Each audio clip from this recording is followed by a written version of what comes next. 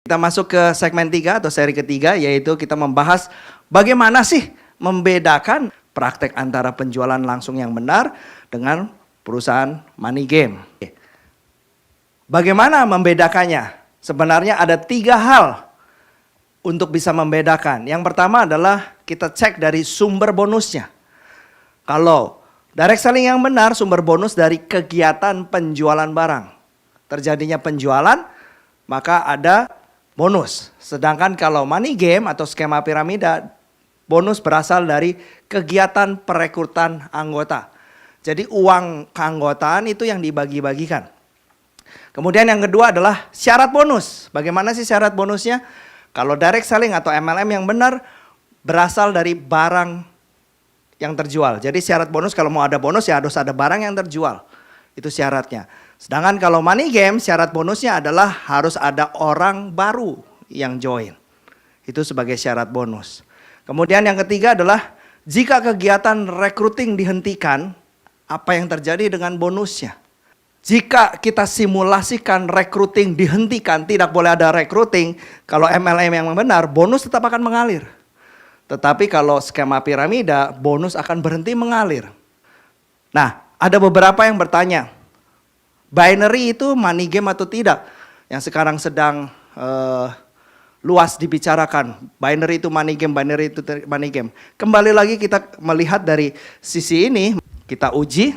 Jika binary itu aturan mainnya adalah kalau ada satu orang di kiri, satu orang di kanan terjadi bonus, yes itu money game. Jadi aturan mainnya adalah orang. Orang di sini, orang di sini, orang di sini, orang di sini. Ini terjadi bonus, ini terjadi bonus, bagi ini bonus, ini bonus. Itu money game karena syaratnya adalah orang yang join. Ini MG. Tetapi binary yang benar, jadi tidak semua binary itu money game. Ya, binary yang benar balik lagi. Kita lihat dari sumber ini. Jadi tidak penting apakah itu binary atau monoleg. Jadi kalau binary yang benar adalah di sini ada berapa BV. Kenapa ada BV? Nah biasanya ada yang namanya BV atau PV. BV itu loh business value. Itu untuk mendefinisikan suatu nilai omset rupiah. Contoh ya misalnya 1 juta itu adalah 1000 BV. Maka poinnya kandungannya adalah 1 BV sama dengan 1000. Jadi misalnya aturan mainnya di sini. Setiap ada 100 BV, ada bonus katakan ya 100 BV, katakan bonusnya 20.000 misalnya ya. Maka misalnya di sini bonusnya 100 BV, 100 BV, maka dia bonusnya adalah 10, 1000 dibagi 100 dikali 20.000. Jadi kalau seperti ini tidak penting ada orang atau tidak. Jadi entah orangnya banyak atau orangnya sedikit, yang penting total omsetnya di sini berapa. Misalnya omsetnya di sini 1 juta BV, di sini 200.000 BV, maka terjadi bonus. Maka ini adalah binary yang benar karena syaratnya adalah syarat produk yang terjual. Sehingga kalau recruiting dihentikan tetapi produk tetap terjual, bonus tetap berjalan. Sedangkan kalau ini recruiting dihentikan, bonus otomatis berhenti karena aturan mainnya dari orang yang bergabung. Kalau ini tidak penting orang yang bergabung, tetapi landasan perhitungannya dari omset yang terjadi. Nah, itu yang direct selling yang benar. Oke, kita lanjut ya. Kemudian apa bedanya dengan antara perusahaan yang benar dengan perusahaan yang abu-abu? Perusahaan yang benar adalah dari seorang customer, member, dia mengeluarkan uang untuk membeli barang, di mana harga dan value-nya itu sama. Sehingga ini terjadi profitnya dibagikan 40%. Sedangkan yang abu-abu sama mengeluarkan uang, tetapi harganya terlalu tinggi sehingga value-nya lebih rendah, dan profitnya tinggi, dan ciri-cirinya adalah bonus lebih dari 40%. Nah, kalau dari masyarakat bagaimana membedakannya? Yang pertama, cek legalitas perusahaannya, valid atau tidak. Ada nggak izinnya, SIUP KBLI 47999, ada nggak? Dan yang terpenting adalah ada lampiran barang.